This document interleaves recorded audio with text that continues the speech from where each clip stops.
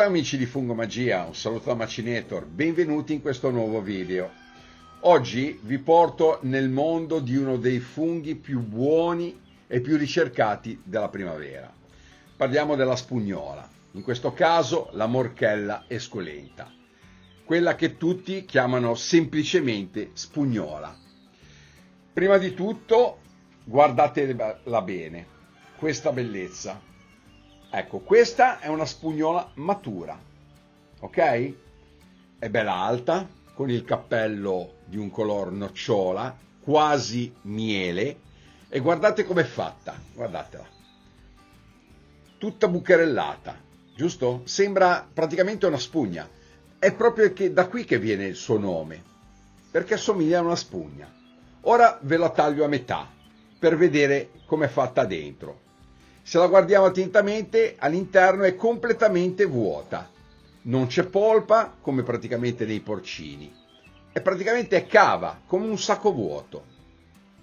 Voi direte, è importante questo? Sì, questo è importantissimo da sapere, perché questa è una caratteristica che la distingue da certi funghi velenosi che invece all'interno sono pieni e hanno una, forma similare. Adesso passiamo alla cosa più importante, come pulirla correttamente, naturalmente. Io vi do il mio metodo, se è quello più indicato. Molte persone sbagliano e la rovinano, naturalmente. Quindi il segreto è non farle mai prendere troppa acqua. Perché? Perché le spugnole sono come spugne vere, quindi se le mettiamo nell'acqua assorbono tantissimo liquido e poi, in questo caso, perdono sapore e consistenza.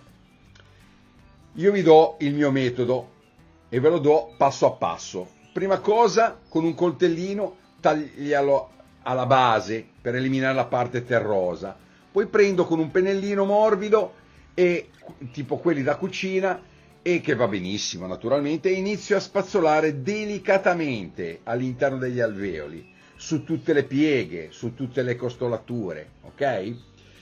E fino a che il cappello non è pulito, senza bagnare il fungo. Quando il cappello è molto sporco, allora sì, si può usare un po' d'acqua.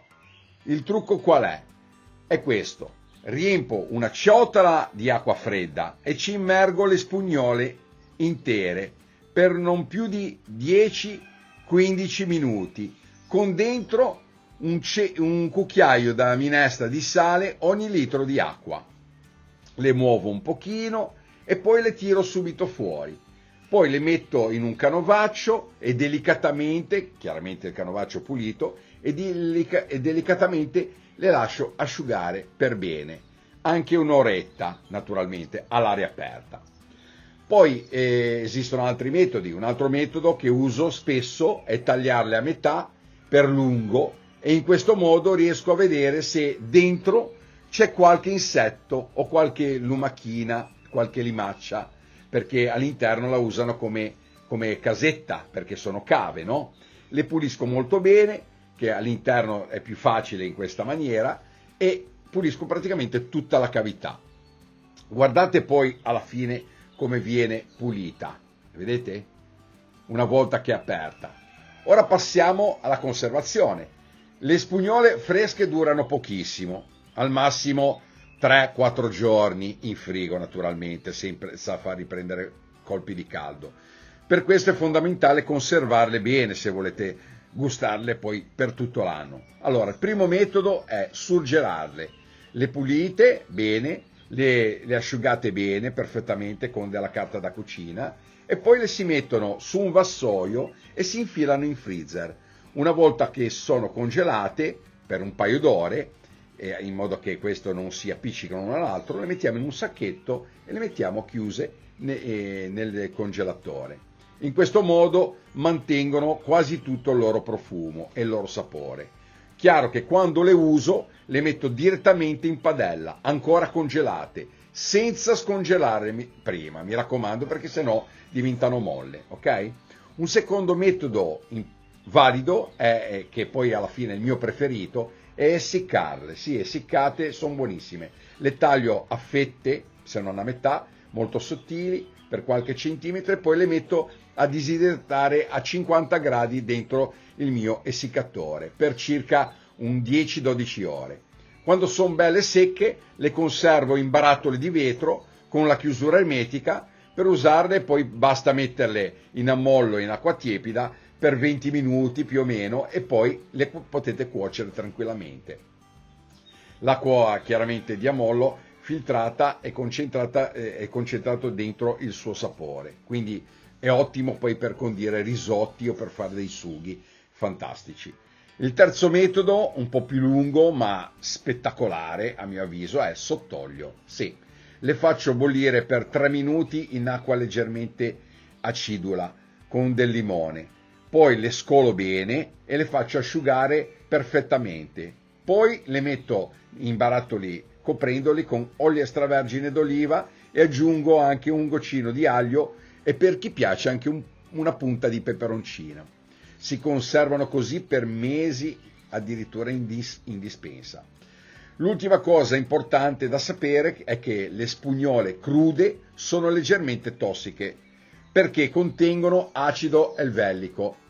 Per questo vanno sempre cotte bene prima di mangiarle. Bastano 10-15 minuti di cottura e diventano sicurissime e buonissime naturalmente. Adesso vi mostro come le cucino, anzi più che mostro vi dico come le cucino. Un semplice risotto alle spugnole e vedete che profumo spettacolare. Allora metto una noce di burro e poi nella padella, poi lo faccio rosolare con dello scalogno, aggiungo le mie spugnole tagliate a pezzi, naturalmente prima le ho lavate e le ho asciugate e poi le faccio andare per 5-10 minuti, poi ci butto dentro il riso con un goccino di brodo caldo. Una volta fatto questo, il risultato è una crema profumatissima che sa veramente di bosco. Bene, spero che questo video vi sia stato utile. Se vi è piaciuto lasciate chiaramente un bel like qua sotto e iscrivetevi al canale, chiaramente a chi fa piacere, naturalmente senza dimenticare di attivare la campanella, così non vi perdete i prossimi video di funghi che io posterò costantemente. Poi fatemi sapere chiaramente qua nei commenti se anche voi andate alla ricerca delle spugnole e soprattutto come le preparate. Ok, questo è importante perché a me piace sempre condividere anche le varie ricette. Bene, ci vediamo allora al prossimo video, un abbraccio a tutti e buone spugnole a tutti.